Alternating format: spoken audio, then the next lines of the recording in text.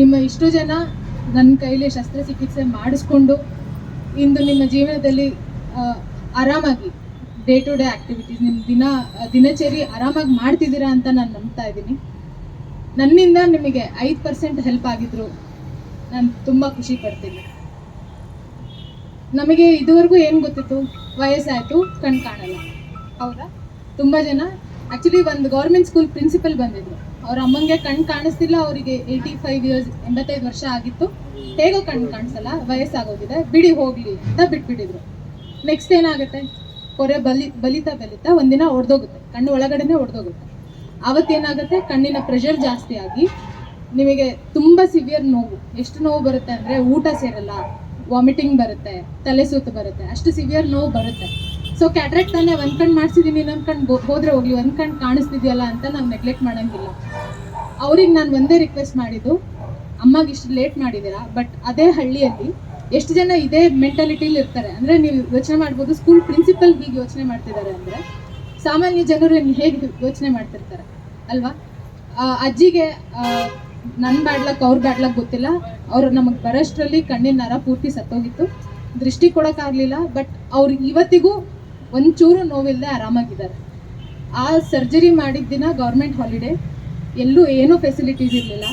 ನನಗೂ ಬೆಂಗಳೂರಿಗೆ ಕಳಿಸೋಷ್ಟು ಮನಸ್ಸಿರಲಿಲ್ಲ. 85 ವರ್ಷ ವಯಸ್ಸು ಅಜ್ಜಿನ ಬೆಂಗಳೂರವರೆಗೂ ಕರ್ಕೊಂಡು ಹೋಗಿ ಅನ್ನೋದು ನನ್ನ ಮನಸ್ಸಿಗೆ ಒಪ್ಪಲಿಲ್ಲ. So it was very risky, ಯಾಕಂದರೆ ಎಲ್ಲೂ ಏನೂ ಫೆಸಿಲಿಟಿ ಇಲ್ಲದೆ ನಾವು ಆ ಸರ್ಜರಿ ಮಾಡಿದ್ದು. ಬಟ್ ಇವತ್ತು ಅಜ್ಜಿ ನೋವಿಲ್ಲದೆ ನೆಕ್ಸ್ಟ್ ಆಪ್ರೇಷನ್ ಮಾಡಿದ ನೆಕ್ಸ್ಟ್ ಡೇ ಬಂದು ಹೇಳಿದ ಒಂದೇ ವಿಷಯ, ನಾನು ಊಟ ಮಾಡಿ 1 ವಾರ ಆಗಿತ್ತು, ಇವತ್ತು ನೋವಿಲ್ಲ, ಊಟ ಸೇರ್ತಿದೆ, ನಾನು ವಾಮಿಟಿಂಗ್ ಮಾಡಿ 2 ಡೇಸ್ ಆಗ್ತಿದೆ ಇವಾಗ. ಅಷ್ಟು ನನಗೆ like I was very happy. At least ಅವರಿಗೆ ಅಷ್ಟಾದರೂ ನನ್ನ ಸೇವೆ ಮಾಡೋಕ್ಕಾಯ್ತು, ದೃಷ್ಟಿ ಕೊಡೋಕ್ಕಾಗಿಲ್ಲ ಅಂದರೂ ಪರವಾಗಿಲ್ಲ ಅಂತ. ಸೊ ಈ ಕಾರ್ಯಕ್ರಮದಿಂದ ನಾನು ಏನು ಕೇಳ್ಕೊತಿದ್ದೀನಿ ಅಂದರೆ, ನಿಮ್ಮ ಎಕ್ಸ್ಪೀರಿಯನ್ಸ್ ನೀವು ನಿಮ್ಮ ಫ್ರೆಂಡ್ಸ್ ಜೊತೆ ಹಂಚ್ಕೊಂಡಾಗ, ನಿಮ್ಮ ಫ್ಯಾಮಿಲಿ ಜೊತೆ ಹಂಚ್ಕೊಂಡಾಗ ಅವರಿಗೊಂದು ಧೈರ್ಯ ಬರುತ್ತೆ. ತುಂಬ ಜನ ಬರ್ತಾರೆ, ಲೇಟ್ ಸ್ಟೇಜಸಲ್ಲಿ ಬರ್ತಾರೆ. ನಾನು ಕೇಳಿದಾಗ ಯಾಕೆ ಇಷ್ಟು ಲೇಟಾಗಿ ಬಂದ್ರಿ, ನಮ್ಗೆ ಆಪ್ರೇಷನ್ ಅಂದರೆ ಭಯ. ನಿಮ್ಗೆ ಇದರಲ್ಲಿ ತುಂಬ ಜನ ಫೀಲ್ ಆಗಿರ್ತೀರ, ನನಗೆ ಆಪ್ರೇಷನ್ ಭಯ, ನಾನು ಬರಲ್ಲ ಅಂತ. ನನ್ನ ಪ್ರಕಾರ ನನ್ನ ಹತ್ರ ನೀವು ಬಂದಿದ್ದ ದಿನ ನಿಮ್ಮ ಭಯ ದೂರ ಆಗಿದೆ ಅಂತ ನಾನು ಅನ್ಕೋತಾ ಇದ್ದೀನಿ. I really hope. ಸೊ ನಿಮ್ಮ ಅನಿಸಿಕೆ ನೀವು ನಿಮ್ಮ ಫ್ರೆಂಡ್ಸ್ ಜೊತೆ ಆಗಲಿ ಫ್ಯಾಮಿಲಿ ಜೊತೆ ಆಗಲಿ ಹಂಚ್ಕೊಂಡಾಗ ಅವರಿಗೊಂದು ಧೈರ್ಯ ಬರುತ್ತೆ, ಅವರಿಗೊಂದು ಐಡಿಯಾ ಬರುತ್ತೆ. ಯಾಕಂದರೆ ಇಲ್ಲಿ ಮೋಸ್ಟ್ಲಿ ಮಾಡ್ತಿರೋದು ಕೈಯಲ್ಲಿ ಸರ್ಜರಿ, ಲೇಸರ್ ಬೇರೆಯವರೆಲ್ಲ ಮಾಡೋದು ತುಂಬ ಕಮ್ಮಿ. ಸೊ ಅವರಿಗೆ ಮೈಂಡಲ್ಲಿ ಏನಿದೆ ಅಂತಂದರೆ, ಹೋಗ್ತೀವಿ 3 ದಿನ ಅಡ್ಮಿಷನ್ ಮಾಡಿಸ್ಕೋತಾರೆ, ಆಪ್ರೇಷನ್ ಮಾಡ್ತಾರೆ, ಆಪ್ರೇಷನ್ ಆದಮೇಲೆ 2 ದಿನ ಇರುತ್ತೆ, ಪ್ಯಾಚ್ ಹಾಕ್ತಾರೆ, ಇಂಜೆಕ್ಷನ್ ಕೊಡ್ತಾರೆ. ಇದೆಲ್ಲ ಮೆಂಟಾಲಿಟಿ ತುಂಬ ವರ್ಷಗಳಿಂದ ಕೋಲಾರ ಜನತೆಯಲ್ಲಿ ಇದೆ. ಯಾಕೆ ಅಂತಂದರೆ ಇಲ್ಲಿ ಲೇಸರ್ ಫೆಸಿಲಿಟಿ ಇರೋದು ತುಂಬ ಕಮ್ಮಿ. ಸೊ ಇಂದು ನಾನು ನಿಮ್ಗೇನು ಕೇಳ್ಕೊತಿದ್ದೀನಿ ಅಂದರೆ, ನಿಮ್ಮ ಎಕ್ಸ್ಪೀರಿಯನ್ಸ್ ಹಂಚ್ಕೊಳ್ಳಿ. ಸೊ ದಟ್ ಯಾರು ಹೆದರ್ಕೊಂಡು ಆಪ್ರೇಷನ್ ಮಾಡ್ಕೊಳ್ದೆ ಹಾಗೆ ನರ ಕಟ್ಟಾದ್ಮೇಲೆ ಬರೋದಕ್ಕಿಂತ ಸ್ವಲ್ಪ ಮುಂದೆ ಬಂದರೆ, ಆಂಟೋನಿ ಅಮ್ಮಲ್ ಫಾರ್ ದಟ್ ರೀಸನ್ ಅವ್ರು ಒಂದು 6 ಮಂತ್ಸ್ ಮುಂಚೆ ಬಂದಿದ್ರೆ ನಾನು ಇನ್ನೊಂದು ಕಣ್ಣು ಕಾಪಾಡ್ಬೋದಿತ್ತು ಅನ್ನೋ ಒಂದು ಬೇಜಾರು ನನಗೆ ಇವಾಗಲೂ ಇದೆ. ಬಟ್ ಅಟ್ಲೀಸ್ಟ್ ಇನ್ನೊಂದು ಕಣ್ಣು ನಾವು ಕಾಪಾಡೋಕ್ಕಾಯ್ತು. ಆ ಸ್ಯಾಟಿಸ್ಫ್ಯಾಕ್ಷನ್ ಅವ್ರ ಲೈಫಲ್ಲಿ ಅಟ್ಲೀಸ್ಟ್ ಅವ್ರ ಕೆಲಸ ಅವ್ರು ಮಾಡ್ಕೊಳ್ಳೋಷ್ಟು ಆಗುತ್ತೆ ಅನ್ನೋದು ಒಂದು ಖುಷಿಯ ವಿಷಯ. ಸೊ ಕಣ್ಣಲ್ಲಿ ಹಂಗಿದ್ರೆ ಬರೀ ಕ್ಯಾಟ್ರಾಕ್ಟಾ, ಯಾಕೆ ಇಷ್ಟು ಮಾತಾಡ್ತಿದ್ದಾರೆ ಅಂತಂದರೆ, ಕ್ಯಾಟ್ರಾಕ್ಟ್ ಒಂದೇ ಅಲ್ಲ, ಕ್ಯಾಟ್ರಾಕ್ಟ್ ಅಲ್ಲದೆ ತುಂಬ ರೋಗಗಳಿದೆ ಕಣ್ಣಲ್ಲಿ. ನಮಗೆ ಗೊತ್ತಿಲ್ಲದಿರೋ ವಿಷಯ ಏನು ಅಂತ ಕಣ್ಣಲ್ಲೇ 9 ಥರ ಸೂಪರ್ ಸ್ಪೆಷಾಲಿಟೀಸ್ ಇದೆ. ಎಲ್ಲರೂ ಏನಂದ್ಕೊಂತಾರೆ, ಕಣ್ಣಿನ ಡಾಕ್ಟರ್ ತಾನೆ, ಗ್ಲಾಸಸ್ ಕೊಡ್ತಾರೆ, ಇಲ್ಲ ಕೊರೆ ಆಪ್ರೇಷನ್ ಮಾಡ್ತಾರೆ. ಬಟ್ ಹಾಗಿಲ್ಲ, ಕಣ್ಣಲ್ಲಿ 9 ಥರ ಸಬ್ ಸ್ಪೆಷಾಲಿಟೀಸ್. ಅಂದರೆ ನೀವು ಹೆಂಗೆ ಕಿಡ್ನಿಗೆ, ಹಾರ್ಟಿಗೆ, ಲಿವರ್ಗೆ ಸೆಪ್ರೇಟ್ ಡಾಕ್ಟರ್ಸ್ ಇದ್ದಾರೆ, ಅದೇ ಥರ ಕಣ್ಣಿನ ಒಂದು ಪಾರ್ಟಿಗೂ ಒಂದೊಂದು ಸ್ಪೆಷಾಲಿಟಿ ಇದೆ. ಹೆಸರನ್ನ ಮಾಡ್ತದೆ. ಗ್ರಾಮಾಂತರ ಕಡೆ ಹೆಚ್ಚಿನ ಗಮನ ಕೊಡಿ, ಬಡವರ ಕಡೆ ಹೆಚ್ಚಿನ ಗಮನ ಕೊಡಬೇಕಂತೂ ನಾನು ಈ ಸಂದರ್ಭದಲ್ಲಿ ಸಂಸ್ಥೆಯನ್ನು ನಾನು ರಿಕ್ವೆಸ್ಟ್ ಮಾಡ್ತೇನೆ. ಹಾಗೂ ಈ ಒಂದು ಸಂಸ್ಥೆ ಮುಖಾಂತರ ಇವತ್ತು ಕದ್ದೂರು ತಾವೆಲ್ಲ ಕೂಡ ಏನು ಈ ಒಂದು ಇದು ಮಾಡ್ತಾ ಇದ್ದೀರಿ, ಇದಕ್ಕೆ ನಾನು ಸಂತೋಷ ಆಗಿದೆ. ಈ ಒಂದು ಕಾರ್ಯಕ್ರಮದ ಮುಖಾಂತರ ಎಲ್ರಿಗೂ ಅನುಕೂಲ ಆಗಲಿ. ಈ ಕೋಲಾರ ಜಿಲ್ಲೆಯ ಜನತೆಗೆ, ಬಡಬಗರಿಗೆಲ್ಲ ಸ್ಕ್ಯಾನ್ ತಗೊಂಡ್ರು, ಅವ್ರು ಏನು ಪ್ರಿಸ್ಕ್ರೈಬ್ ಮಾಡಿದ್ರು ಅದು ಫಾಲೋ ಮಾಡಿದ್ದೀವಿ. ಬಟ್ ಆ ಕಣ್ಣಲ್ಲಿ ಏನು ಇಂಪ್ರೂವ್ಮೆಂಟ್ ಇರಲಿಲ್ಲ, ಪ್ರೆಷರು ಕಡಿಮೆ ಆಗ್ತಾ ಇಲ್ಲ, ಏನಿಲ್ಲ. ಅವ್ರಿಗೆ ಒಂದು ರೈಟ್ ಹ್ಯಾಂಡು ಕಂಪ್ಲೀಟ್ ಡೆಡ್ ಆಗಿತ್ತು. ಆಮೇಲೆ ಲೆಫ್ಟ್ದು ಬಂದು KGFನಲ್ಲಿ ಡಾಕ್ಟರ್ ಅಲ್ಲಿ ಇರೋ ಇನ್ಸ್ಟ್ರೂಮೆಂಟ್ಗೆ ಅವ್ರು ಎಷ್ಟು ಮಟ್ಟಿಗೆ ಟ್ರೀಟ್ಮೆಂಟ್ ಕೂಡ ಅಷ್ಟು ಮಟ್ಟಿಗೆ ಕೊಟ್ಟರು.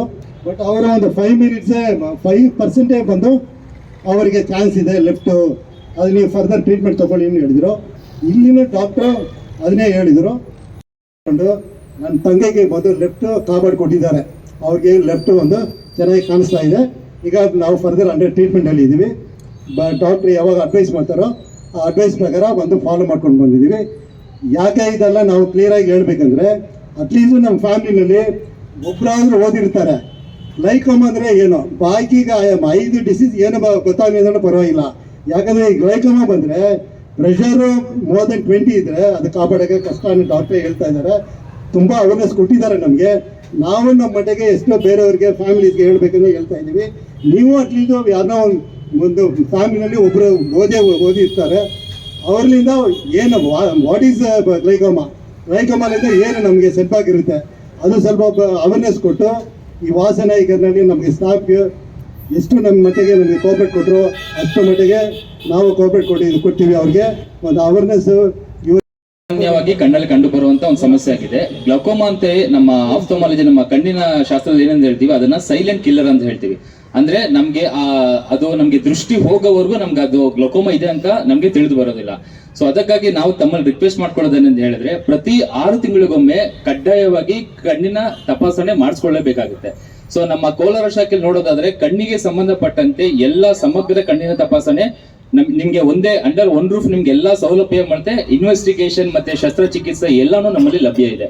ಸೊ ಕಣ್ಣಿನ ಪೊರೆ ಆಗಿರ್ಬೋದು, ಕಾರ್ನಿಯ ಆಗಿರ್ಬೋದು, ಮತ್ತೆ ಸ್ಕ್ವಿಂಟ್ ಅಂತ ಹೇಳ್ತೀವಿ, ಮೆಳ್ಳಗಣ್ಣು ಅಂತ ಹೇಳ್ತೀವಿ, ಕೆಲವು ಚಿಕ್ಕ ಮಕ್ಕಳುಗಳಲ್ಲೂ ಸಹ ಕಂಡು ಬರುತ್ತೆ. ಗ್ಲಕೋಮಾ ಮತ್ತೆ ಚಿಕ್ಕ ಮಕ್ಕಳಲ್ಲಿ ಹತ್ತಿರದ ದೃಷ್ಟಿ ಮತ್ತು ದೂರದೃಷ್ಟಿಗಳು, ಈ ತರ ಕಣ್ಣಿಗೆ ಸಂಬಂಧಪಟ್ಟಂತೆ ಎಲ್ಲಾ ಬಗೆಯ ಸಮಸ್ಯೆಗಳಿಗೆ ನಮ್ಮ ವಾಸನ ಐಕ್ಯರ್ನಲ್ಲಿ ನಮ್ಮ ನುರಿತ ವೈದ್ಯರಿಂದ, ನೇತ್ರ ತಜ್ಞರಿಂದ ಶಸ್ತ್ರಚಿಕಿತ್ಸೆ ಹಾಗೂ ಇನ್ವೆಸ್ಟಿಗೇಷನ್ ತಪಾಸಣೆ ಎಲ್ಲವೂ ಲಭ್ಯ ಇರುತ್ತೆ. So thank you so much sir. ನಿಮ್ಮ ಅನಿಸಿಕೆ ಕೇಳ್ಕೊಡ್ತೀನಿ.